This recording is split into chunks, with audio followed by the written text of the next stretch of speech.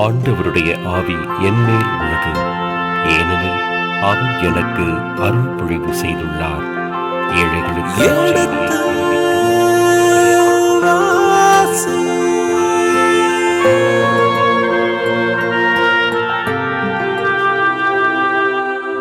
எடுத்து வாசி.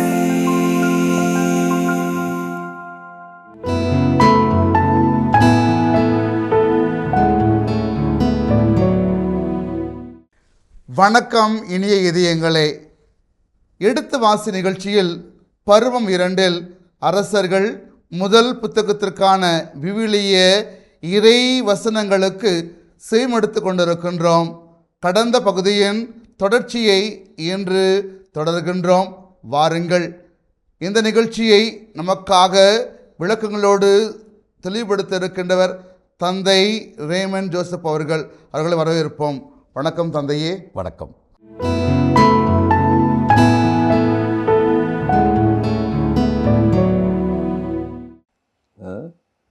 தலைமைத்துவம் என்பது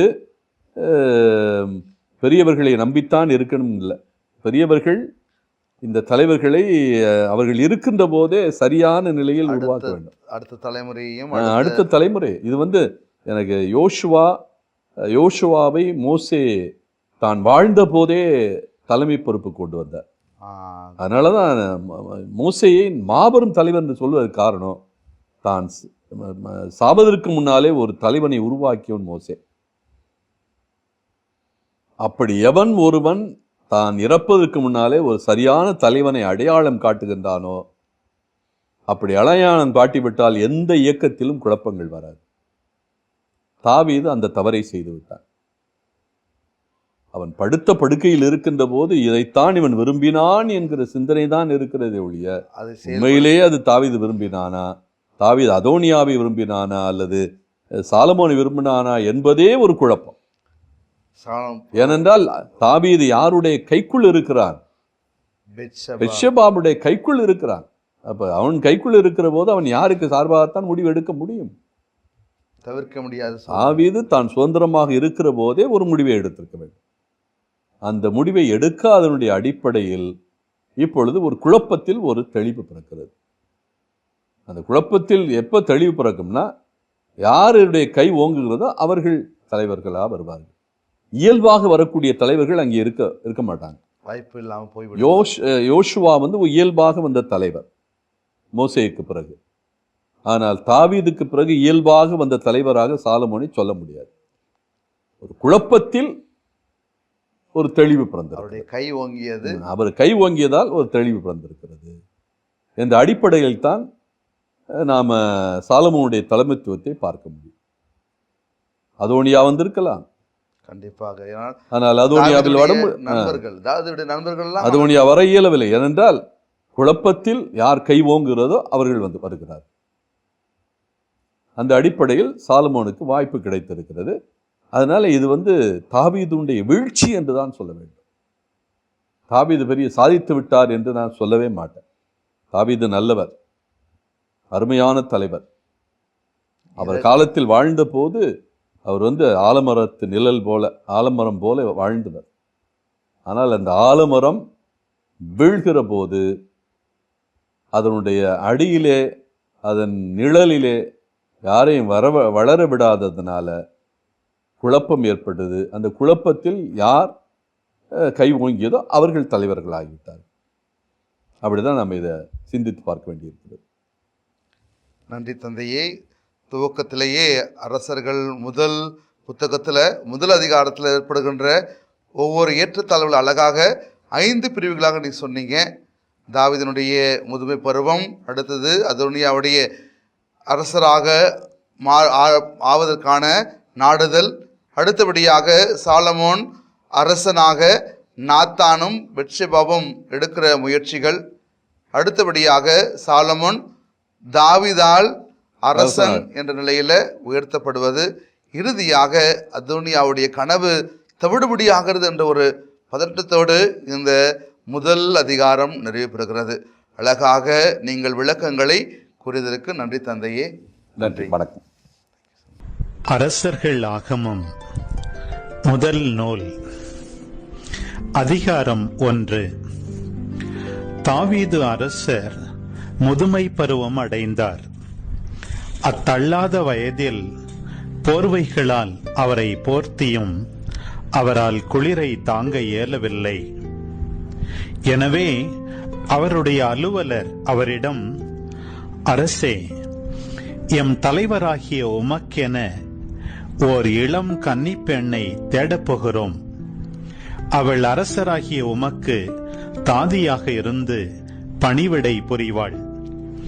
அவள் உமக்கருகில் படுத்து எம் தலைவரும் அரசரும் ஆகிய உமது குளிரை போக்குவாள் என்றனர். அவ்வாறே அவர்கள் இஸ்ரேல் நாடெங்கும் சென்று அழகிய ஓர் இளம் பெண்ணுக்காக தேடி அலைந்து சூனேம் ஊரை சார்ந்த அபிசாகு என்பவளை கண்டு அவளை அரசரிடம் அழைத்து வந்தார்கள். பேரழகியான அந்த இளம்பெண் அரசருக்கு தாதியாயிருந்து பணிவிடை புரிந்து வந்தாள். ஆனால் அரசர் அவளோடு கூடி வாழவில்லை. அகித்து என்பவளிடம் பிறந்தவனான அதோனியா, நானே அரசனாவேன் என்று செருக்குடன் சொல்லிக்கொண்டு தனக்கென தேர்ப்படையையும் குதிரை படையையும் தன் முன் கட்டியம் கூறி செல்ல 50 பேரையும் பயிற்சி செய்து வைத்திருந்தான். நீ ஏன் இப்படி செய்கிறாய் என்று அவன் தந்தை அவனை ஒருபோதும் கண்டித்ததே இல்லை. அவன் அழகுமிக்கவன், அப்சலோமுக்கு பின் பிறந்தவன். அவன் செருயாவின் மகனான யோவாவுடனும் குருவாகிய அபியத்தாருடனும் கூடி ஆலோசனை செய்தான். அவர்கள் அதோனியாவுக்கு துணை நின்றார்கள். ஆனால் குருவாகிய சாதோக்கும் யோயாத்தாவின் மகன் பெனாயாவும் இறைவாக்கினர் நாத்தானும் சிமையி ரேயி என்பவர்களும் தாவீதின் மெய்காப்பாளர்களும் அதோனியாவின் பக்கம் சேரவில்லை. அதன் பிறகு ஏன் ரோகேல் அருகேயுள்ள சோகலேத்து என்ற பாறையின் மேல் அதோனியா ஆடுகளையும் எருதுகளையும் கொழுத்த கன்றுகளையும் பலியிட்டான். அரசரின் மைந்தரான தன் உடன் பிறந்தார் அனைவரையும், அரச அலுவலரான யூதாவை சேர்ந்த அனைவரையும் அதற்கு அழைத்திருந்தான். ஆனால் அவன் இறைவாக்கினர் நாத்தானையோ பெனாயாவையோ மெய்காப்பாளர்களையோ தன் சகோதரன் சாலமோனையோ அழைக்கவில்லை. இப்படி இருக்க நாத்தான் சாலமோனின் தாயான பத்சேபாவிடம், அகித்தின் மகன் அதோனியா அரசனாகிவிட்டான். இது நம் தலைவர் தாவீதுக்கு தெரியாது. நீர் இது பற்றி கேள்விப்படவில்லையா? உம் உயிரையும் உம் மகன் சாலமோன் உயிரையும் காத்துக்கொள்ள நான் உமக்கு ஆலோசனை ஒன்று கூறுகிறேன். உடனே அரசர் தாவீதை போய் பாரும். அவரிடம், என் தலைவரே, என் அரசே, நீர் உம் அடியவளாகிய எனக்கு உம் மகன் சாலமோன் எனக்கு பின் ஆட்சியை ஏற்று என் அரியணையில் அமர்வான் என்று ஆணையிட்டு கூறவில்லையா? அப்படியாயின் அதோனியா அரசனாகியிருப்பது எப்படி என்று கேளும். அங்கு நீர் அரசரோடு பேசிக் கொண்டிருக்கையில் நானும் உமக்கு பின் வருகிறேன். வந்து நீர் பேசியவற்றை உறுதிப்படுத்துகிறேன் என்றார். அவ்வாறே பத்சேபா பள்ளி அறையில் இருந்த வயது முதிர்ந்த அரசரை பார்க்க சென்றார். அங்கே சூனேமை சார்ந்த அபிசாகு அவருக்கு பணிவிடை செய்து கொண்டிருந்தாள். பத்சேபா அரசரை தாழ்பணிந்து வணங்க, அரசர் என்ன வேண்டும் என்று கேட்டார். அவரோ அவரிடம், என் தலைவரே, நீர் உம் அடியவளாகிய எனக்கு உன் மகன் சாலமோன் எனக்கு பின் ஆட்சியை ஏற்று என் அரியணையில் அமர்வான் என்று உம் கடவுளாகிய ஆண்டவர் மேல் ஆணையிட்டு கூறவில்லையா? ஆனால் என் தலைவராகிய அரசே, இதோ உமக்கு தெரியாமலே அதோனியா அரசனாகிவிட்டான். அவன் மிகுதியான எருதுகளையும் கொழுத்த கன்றுகளையும் ஆடுகளையும் பலியிட்டிருக்கிறான். அரசரின் மைந்தர் அனைவரையும், குருவாகிய அபியத்தாரையும், படைத்தலைவன் யோவாபையும் அழைத்திருக்கிறான். ஆனால் உம் அடியான் சாலமோனை மட்டும் அழைக்கவில்லை. என் தலைவராகிய அரசே, உமக்கு பின் அரியணை ஏறுபவன் யார் என்று நீரே அறிவிக்க வேண்டுமென்று இஸ்ரவேல் மக்கள் அனைவரும் எதிர்நோக்கி இருக்கின்றனர். அப்படி அறிவிக்காவிடில் என் தலைவராகிய அரசர் தம் மூதாதையரோடு துயில் கொள்ளும் நாளில் நானும் என் மகன் சாலமோனும் குற்றவாளிகளாக கருதப்படுவோம் என்றார். அவர் இவ்வாறு அரசரோடு பேசிக் கொண்டிருக்கையில் இறைவாக்கினர் நாத்தான் உள்ளே வந்தார். அங்கே இருந்தவர்கள் அரசரிடம், இறைவாக்கினர் நாத்தான் இங்கு வந்திருக்கிறார் என்றார்கள். அவர் உள்ளே நுழைந்து அரசர் முன் சென்று தரை மட்டும் பணிந்து வணங்கினார். அப்பொழுது நாத்தான், என் தலைவராகிய அரசே, உமக்கு பின் அதோனியா அரசாழ்வான், அவன் உம் அரியணை மீது அமர்வான் என்று நீர் கூறினதுண்டா? ஏனெனில் அதோனியா இன்று இங்கிருந்து போய் மிகுதியான எருதுகளையும் கொழுத்த கன்றுகளையும் ஆடுகளையும் பலியிட்டிருக்கிறான். அரசரின் மைந்தர் அனைவரையும், படைத்தலைவராகிய யோவாபையும், குருவாகிய அபியத்தாரையும் அதற்கு அழைத்திருக்கிறான். அவர்கள் அவனோடு உண்டு குடித்து அரசர் அதோனியா வாழ்க என்று முழங்கிக் கொண்டிருக்கிறார்கள். ஆனால் உம் அடியானாகிய என்னையும், குரு சாதோக்கையும், யோயாத்தாவின் மகன் பெனாயாவையும், உம் அடியான் சாலமோனையும் அவன் அழைக்கவில்லை. என் தலைவரும் அரசருமாகிய உமக்கு பின் அரியணையில் யார் அமர வேண்டும் என்று அடியேனுக்கு இதுவரை நீர் தெரிவிக்கவில்லை. அவ்வாறிருக்க இவையெல்லாம் என் தலைவராகிய அரசரது சொற்படி நடந்திருக்க கூடுமா என்று கேட்டார். அப்பொழுது தாவீது அரசர் மறுமொழியாக, பத்சேபாவை என் முன்னே வரவழையுங்கள் என்றார். அவரும் அரசரிடம் வந்து அவர் முன்னிலையில் நின்றார். அரசர், எல்லா துன்பங்களினின்றும் என் உயிரை காத்த வாழும் ஆண்டவர் மேல் ஆணை, உன் மகன் சாலமோன் எனக்கு பின் ஆட்சியை ஏற்று என் அரியணையில் எனக்கு பதிலாக அமர்வான் என்று இஸ்ரவேலின் கடவுளான ஆண்டவர் மேல் ஆணையிட்டு முன்பு நான் சொன்னதை இன்று நான் செய்து முடிப்பேன் என்றார். அப்பொழுது பத்சேபா முகம் தரையில் பட தாழ்ந்து அரசரை வணங்கி, என் தலைவராகிய தாவீது அரசர் நீடூழி வாழ்க என்றார். தாவீது அரசர் குரு சாதோக்கையும், இறைவாக்கினர் நாத்தானையும், யோயாத்தாவின் மகன் பெனாயாவையும் என்னிடம் அழைத்து வாருங்கள் என்றார். அவ்வாறே அவர்கள் அரசர் முன் வந்தார்கள். அரசர் அவர்களிடம், உங்கள் தலைவனுடைய அலுவலரும் நீங்களும் சேர்ந்து என் மகன் சாலமோனை என் கோவேறு கழுதையின் மேல் அமர்த்தி கீகோனுக்கு அழைத்துச் செல்லுங்கள். அங்கே குரு சாதோக்கும் இறைவாக்கினர் நாத்தானும் அவனை இஸ்ரவேலின் அரசனாக திருப்பொழிவு செய்யட்டும். எக்காலம் முழங்க சாலமோன் அரசர் வாழ்க என்று வாழ்த்துங்கள். அதன்பின் அவனை இங்கே அழைத்து வாருங்கள். அவன் வந்து என் அரியணை மீது அமர்ந்து எனக்கு பதிலாக அரசாழ்வான். இஸ்ரவேல் மீதும் யூதாவின் மீதும் அவனை தலைவனாக நியமிக்கிறேன் என்றார். யோயாத்தாவின் மகன் பெனாயா அரசருக்கு மறுமொழியாக, அப்படியே ஆகுக. என் தலைவரான அரசரின் ஆண்டவராகிய கடவுள் நீர் சொன்னதை உறுதிப்படுத்துவாராக. ஆண்டவர் என் தலைவரான அரசருடன் இருந்தது போல் சாலமோனுடனும் இருப்பாராக. அவரது அரியணையை என் தலைவர் தாவீது அரசர் அரியணையை விட மாண்புமிக்கதாக ஆக்கியருள்வாராக என்றான். அவ்வாறே குரு சாதோக்கு, இறைவாக்கினர் நாத்தான், யோயாத்தாவின் மகன் பெனாயா, கிரேத்தியர், பெலேத்தியர் ஆகியோர் அங்கிருந்து போய் சாலமோனை தாவீது அரசரின் கோவேறு கழுதையின் மேல் அமர்த்தி கீகோனுக்கு அழைத்துச் சென்றனர். அங்கே குரு சாதோக்கு கூடாரத்திலிருந்து எண்ணெய் கொம்பை எடுத்து வந்து சாலமோனை திருப்பொழிவு செய்தார். அப்பொழுது எக்காளம் முழங்க எல்லா மக்களும் சாலமோன் அரசர் வாழ்க என்றனர். எல்லா மக்களும் தாரை ஊதிக்கொண்டு மிகுந்த அக்களிப்போடும் ஆர்ப்பரிப்போடும் அவர் பின்னால் சென்றனர்.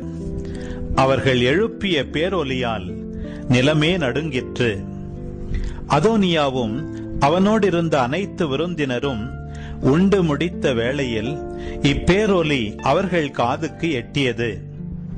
எக்கால ஒலி காதில் விழவே யோவாபு, நகரில் ஏன் இத்துணை ஆரவாரம் என்று வினவினார். அவர் பேசிக் கொண்டிருக்கும் பொழுது குரு அபியத்தாரின் மகன் யோனத்தான் அங்கு வந்தான். அதோனியா, உள்ளே வா, நீ திறமை மிக்கவன், நல்ல செய்தியே கொண்டு வருவாய் என்றான். யோனத்தான் அதோனியாவிடம் கூறியது, அதுதான் இல்லை. நம் தலைவராகிய அரசர் தாவீது சாலமோனை அரசராக்கிவிட்டார். குரு சாதோக்கு இறைவாக்கினர் நாத்தான், யோயாத்தாவின் மகன் பெனாயா, கிரேத்தியர் பெலேத்தியர் ஆகியோரை அவனோடு அனுப்பிவிட்டார்.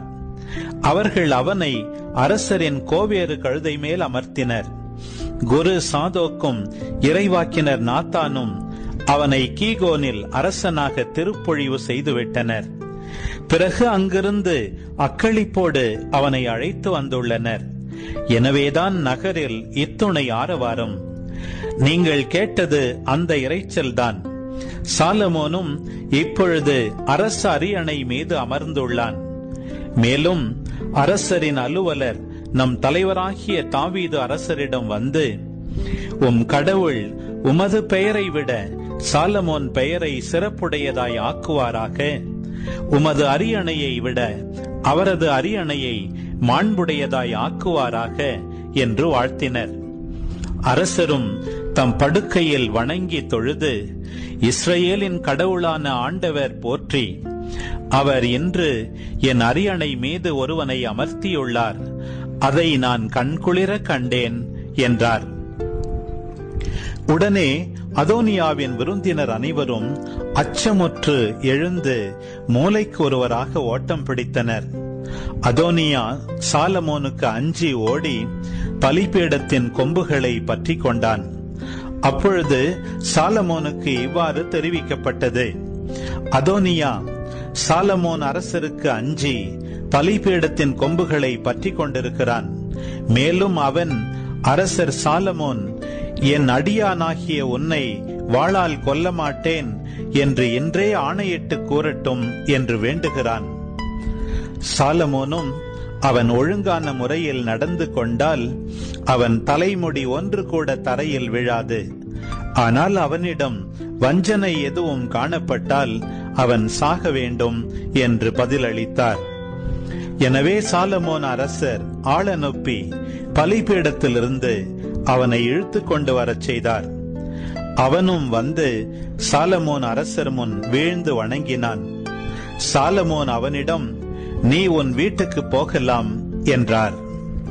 இனிய இதயங்களே, எடுத்து வாசி நிகழ்ச்சியில் பருவம் 2 அரசர்கள் முதல் புத்தகத்திற்கான விவிலிய இறை வசனங்களுக்கு செவிமெடுத்து கொண்டிருக்கின்றோம். இதன் தொடர்ச்சியை அடுத்த பகுதியிலே தொடர்வோம். அதுவரை இணைந்திருங்கள். இயேசுவுக்கே புகழ், இயேசுவுக்கே நன்றி, மரியே வாழ்க. பிரியாவிடை என்று நாம் சொல்லுகிறோம். அதே போல அதன் பிறகு யாக்கோப்பு தன்னுடைய 12 பிள்ளைகளுக்குமே நீண்ட பிரிவிடை செய்தியை ஒவ்வொருவரையும் ஆசிரியரோடு அனுப்புகிறார். ஆசிரியர் அளித்து அவர்களை அனுப்புகிறார். இறுதியில் என்ன செய்ய வேண்டும், அவருடைய அந்த எலும்பை கூட என்ன செய்ய வேண்டும் பிற்காலத்தில் மீண்டும். ஆனால் இந்த உலகத்தில் நாம் தான் பேதலிக்கிறோம். இறப்பு என்று வருகின்ற போது துன்பங்கள் இணைந்திருக்கின்றன. ஏனென்றால் உறவுகள், இந்த உறவு நம்மை பாசக்கயிறு போல பிடித்து இழுக்கிறது. ஆனால் இது கொஞ்ச காலத்துக்கு தான், நீண்ட காலம் அல்ல. அதிகபட்சம் போனால் ஒரு 3 ஆண்டுகள் 4 ஆண்டுகள், அப்புறம் இறந்தவர்களை மறந்துடுவோம். அந்த இறந்த நாளை இன்றைக்கு அவர்களை பற்றி நினைக்கிறோம். அல்லது ஒரு சில நேரங்களில் அந்த நினைவுகள் கொஞ்சம் அழுத்துகிறது.